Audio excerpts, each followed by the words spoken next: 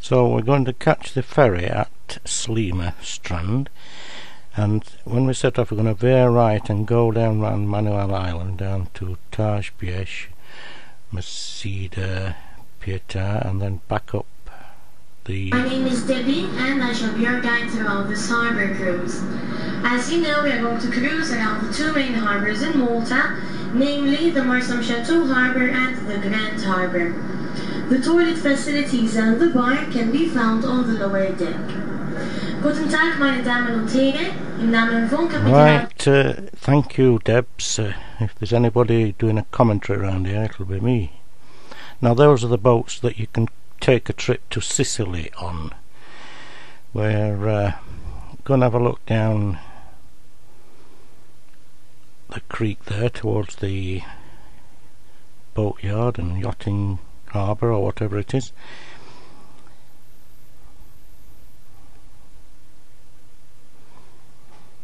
Now, there's a Gozo Channel steamer hiding, and some of the Maltese Navy. See the fortifications.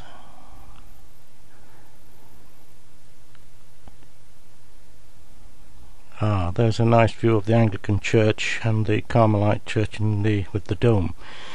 Now we're going to turn right at the end of the Valletta Peninsula through the side entrance into Grand Harbour. Now this looks a bit narrow to me. I hope the chap who's driving this thing knows what he's doing. A bit tight.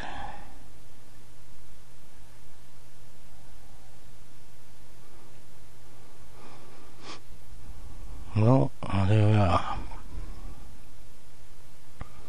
Now we're looking down the Grand Harbour side of Valletta, down some streets of which we have recently walked, and onto the Lower Baracca Gardens and Fort St Elmo, and we're proceeding down towards the Floriana end. Again, your fortifications. Now we're looking back up towards the entrance to Grand Harbour, and we're going to turn right. There's the lookout at the end of Sanglia. We're going to turn right into Dockyard Creek, which we've seen from the landward side before. The Guardiola there. And there is Dockyard Creek with the Maritime Museum on the left.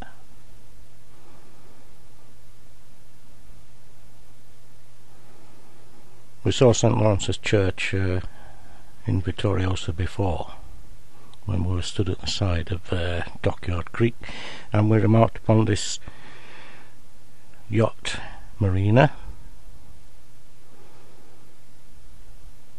Now there's Fort Sant'Angelo at the end of Vittoriosa, which looks across at Fort Elmo at the end of Valletta Peninsula.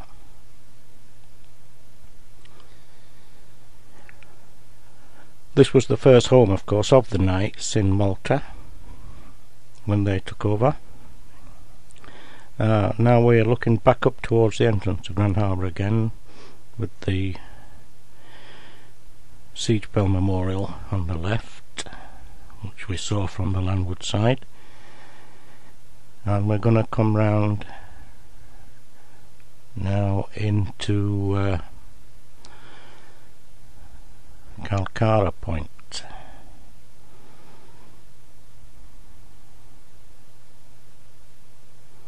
At the end of which is the old naval hospital with the lift. You could just see there where patients were brought straight from the ship up the lift tower into the hospital, and fortifications, of course, right down to the end. Entrance to Grand Harbour coming up. There's again back over to the Valletta side, Fort St Elmo. There's the side entrance where we came in, and we're going to go out of the main entrance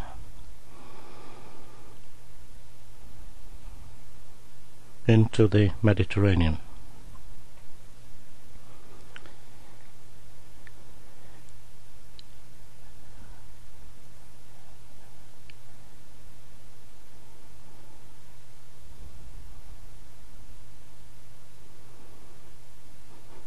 This, of course, one of the finest harbours in the world, used by the Royal Navy for many years.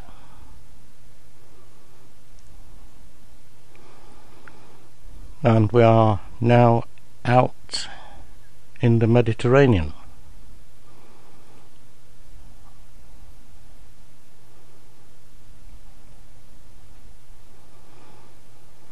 Which, as far as I'm concerned, is the high seas that we're now on.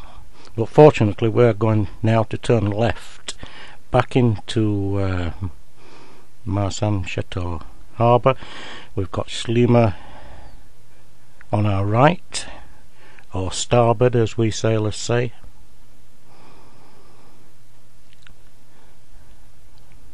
There's the in the old days, sailors used to come back to the fishing harbour and all apparently said Shlim Galik Maria, which is Hail Holy Mary, and the Shlim explains the origin of Sliema. Now we're making our way rapidly back to the point where we started. There is a Burger King up on the right, there is another Marks and Spencer here, and yes, there is BHS.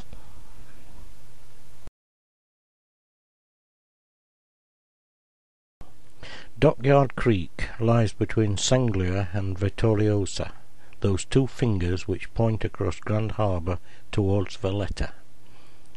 We are standing now on the Vittoriosa side of the creek. Behind us is St. Lawrence's Church. Vittoriosa was the first fortified base of the Knights in Malta, and was so named after survival of the Great Siege of 1565. This victory is commemorated by the nearby memorial. To our right is the monument which commemorates Maltese independence in 1964. A Maltese is seen raising the flag of Malta while an army bugler plays. A young Royal Naval rating holding the lowered Union flag talks to a young Maltese.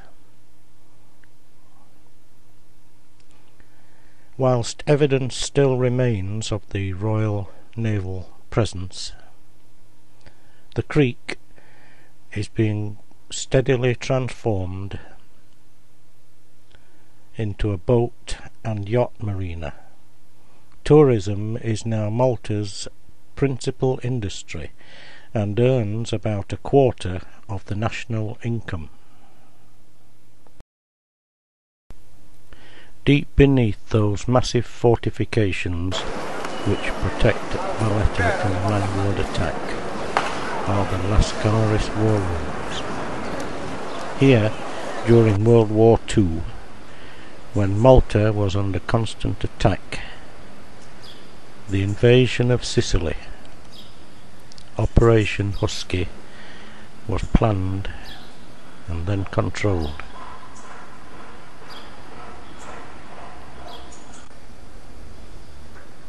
You can still visit the various control rooms, Army, Navy and Air Force. See the plotting tables, communication rooms and charts.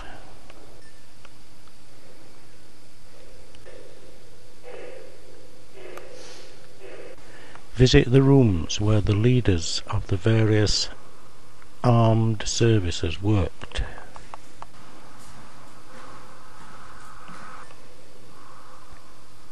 Air Chief Marshal Tedder, Admiral Cunningham, General Eisenhower and General Alexander.